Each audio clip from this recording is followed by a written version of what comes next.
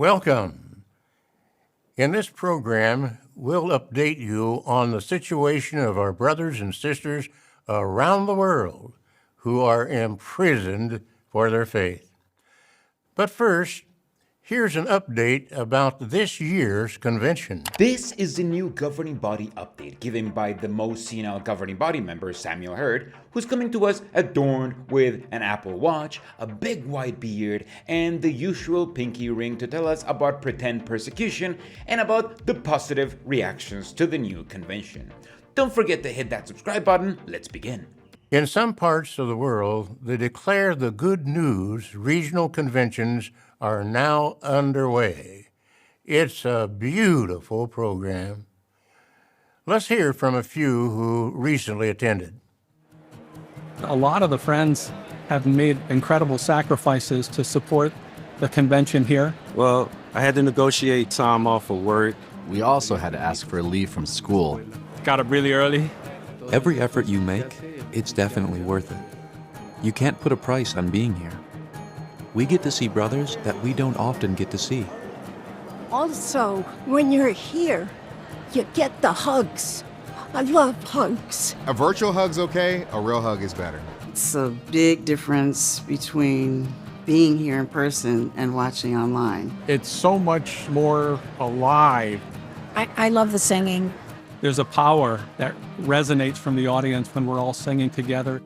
That really strengthens us and gives us a boost. I've already been analyzing this year's convention with my first video on the convention already available for Patreons and YouTube supporters, but this is quite telling. They're literally using the convention to do what they've failed to do since the end of the pandemic, to attract people into attending these indoctrination sessions in person. The leadership of this cult clearly has a problem. They introduced attending digital meetings and conventions during the pandemic, and once the pandemic was over, they realized that many Jehovah's Witnesses still attended meetings virtually.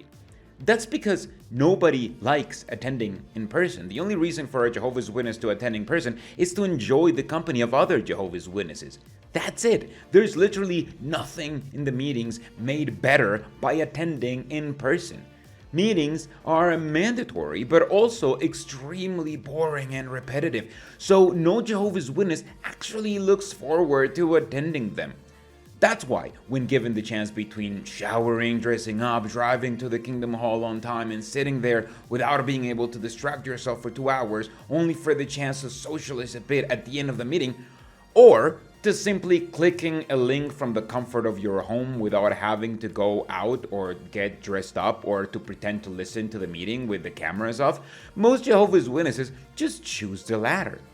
And this only exacerbates the problem because the fewer people assist in person to the indoctrination events, the fewer people will want to attend because the only reason to be there is to socialize and see other Jehovah's Witnesses.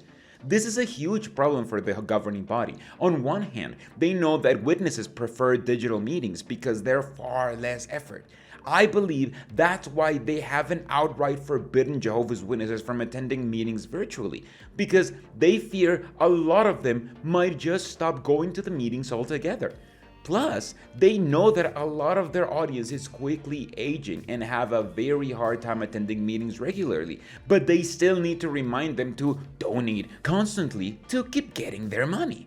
On the other hand, they know that attending indoctrination sessions in person is far more effective than if you do it in your own home. Because at home, you're not surrounded by people who believe exactly what you're supposed to believe, and you have the freedom to distract yourself, or even worse, freely fact-check what you're hearing.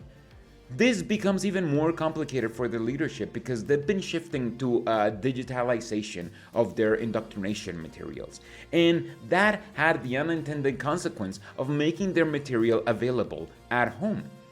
You don't have to go to the meetings anymore to get anything because it's not like you need to be at the Kingdom Hall to receive the physical copies of literature like they have done before.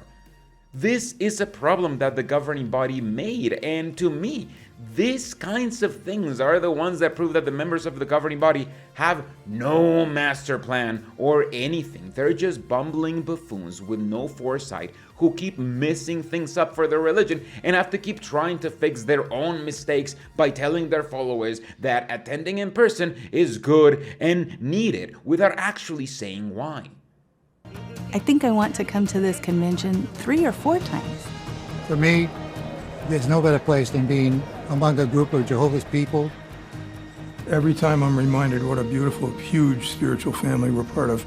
It brings us so much joy to be with our brothers and sisters. You just don't want to miss it. We encourage all of you to endeavor to attend the convention in person. By doing so, you'll not only benefit from the program, but also receive much encouragement from associating with many dear friends, perhaps even some whom you haven't seen for some time. I don't think they'll learn to solve this issue anytime soon, but that's why I also doubt they'll get rid of assemblies and conventions anytime soon.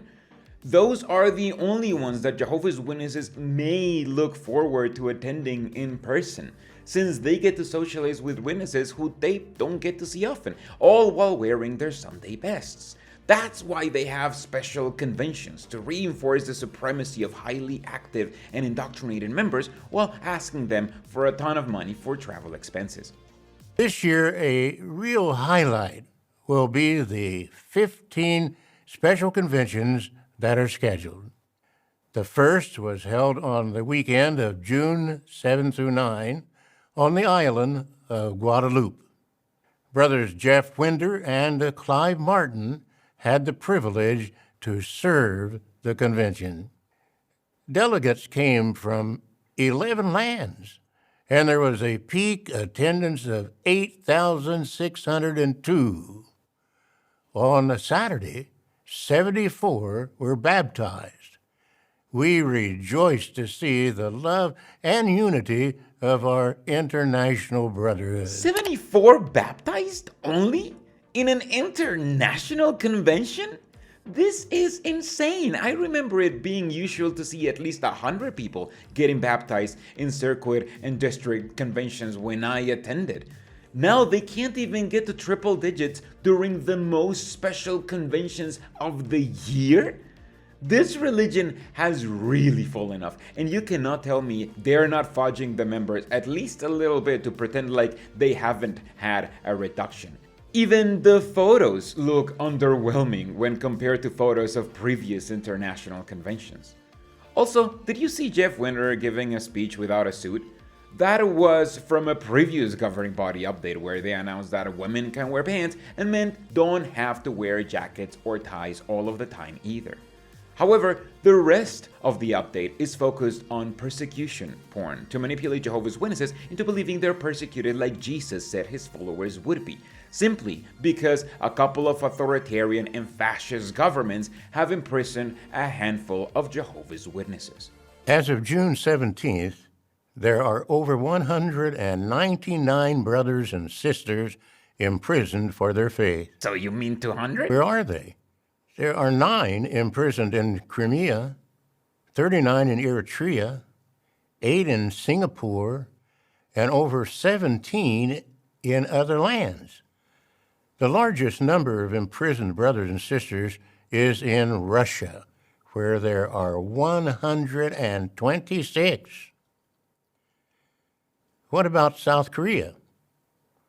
Although our brothers there are no longer routinely imprisoned for neutrality, they're enduring a harsh form of alternative service.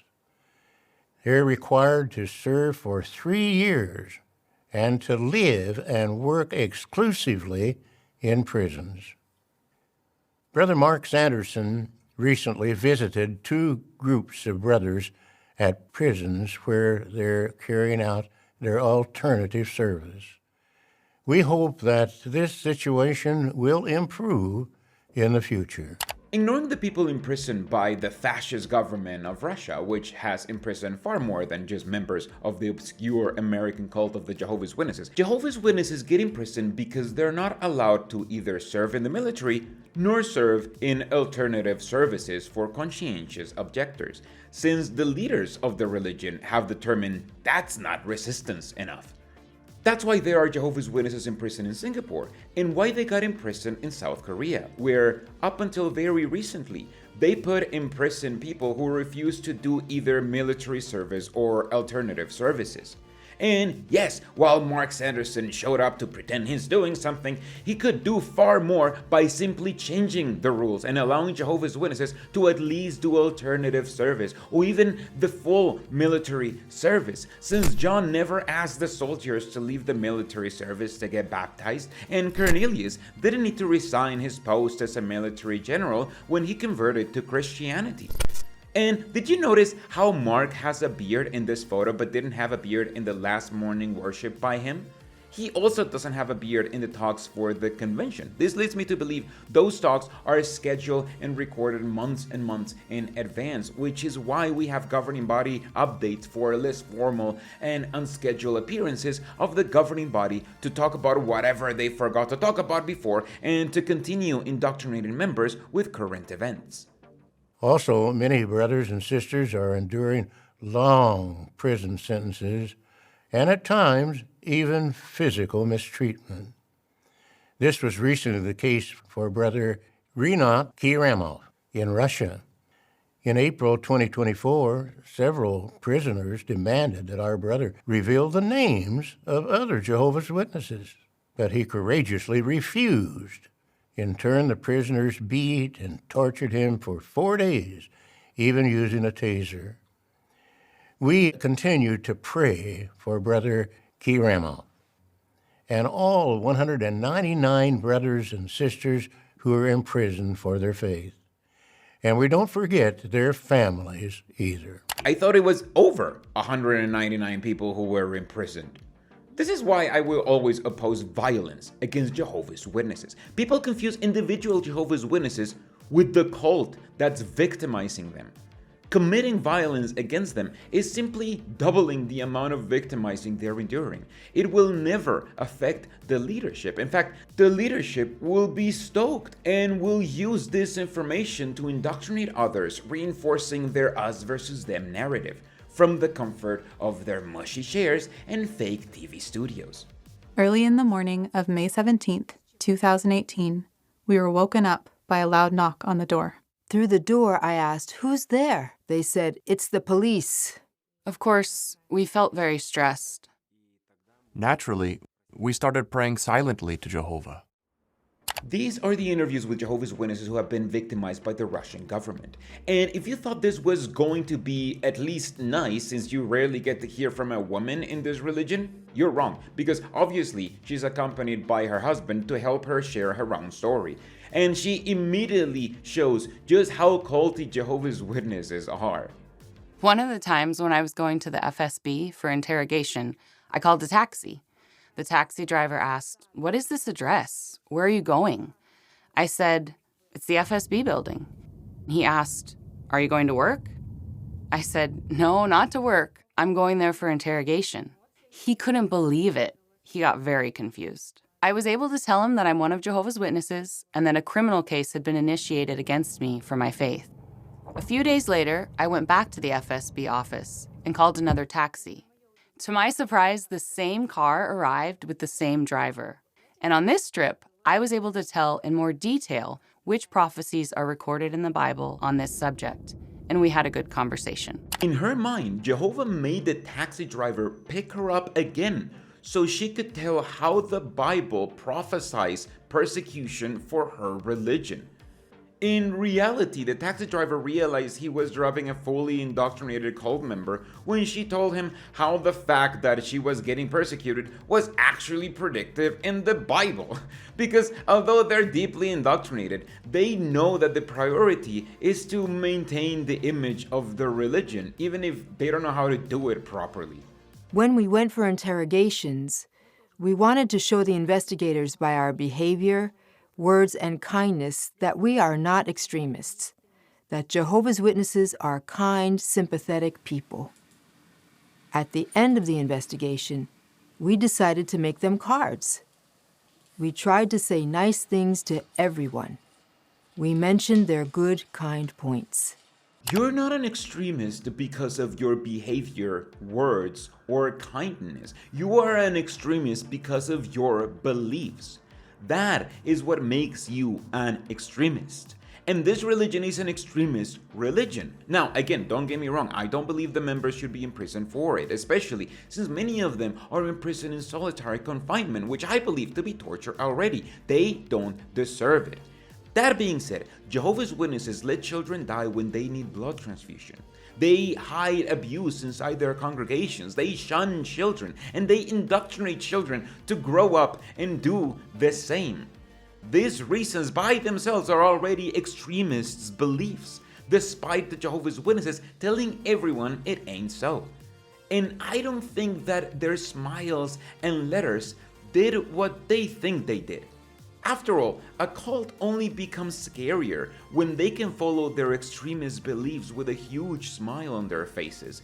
And by now, governments around the world are already catching up to the extremist beliefs of this religion and their technique of appearing nice exclusively to throw people off and hope that works as a red herring. When she read the verdict, she even asked several times, "Irina, am I pronouncing the name of God correctly?" I prayed to Jehovah, saying, "Jehovah, today is the judgment. I want your name to be glorified today." I said, "Jehovah, please let the judge pronounce your name correctly 10 times and put the stress in the correct place," because she had a problem with that.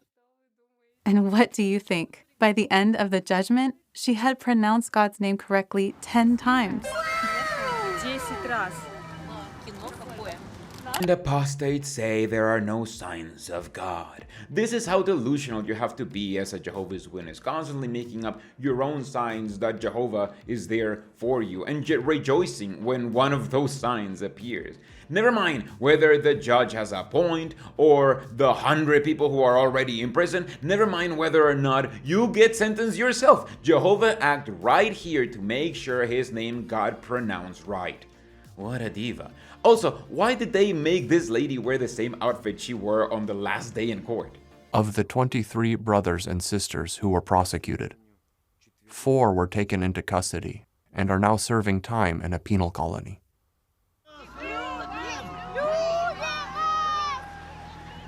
See, how can you believe that Jehovah acts to get a judge to say his name right, but doesn't act to keep his members out of prison? How? Is there an active Jehovah's Witness watching this video who can make this make sense in the comments? Don't you just love their zeal and joy? They're determined to keep preaching and to keep their integrity.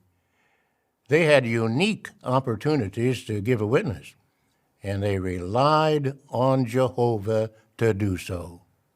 Of course, we know that all of you brothers and sisters are facing challenges of one sort or another. I'm sure that hearing these experiences will encourage and motivate all of us to keep relying on Jehovah and to keep preaching no matter what challenges we face. And that's the real reason why they show this. Thank you very much, Sammy. They show Jehovah's Witnesses these videos so they compare themselves to the people in the videos and think, well, if they're being faithful while being persecuted, then what's my excuse for not following the governing body? That's the only thing that Sammy and his pals care about. They could send expert lawyers to represent them or pay for the best representation for their victims. They could remove their unbiblical and pharisaical views around military service and alternative service. They could spend the time crafting better doctrine and better material so people would want to be at the meetings to talk about it. But instead, they just sit on their fake TV studio sets, surround themselves with yes men, and give themselves permission to grow a beard. That is my full analysis and debunking of this governing body update led by Senile Sammy. Don't forget to hit that like button and consider supporting me with a couple of bucks like this guy's right here. I feel like going deep into what they're saying to write and edit a script, fully debunking it from the ground up, is far more valuable than just turning on a camera and giving half-baked opinions. I have life for that. But unfortunately, that takes far longer and it's not as algorithm friendly, so I value so much your support. Thank you so much.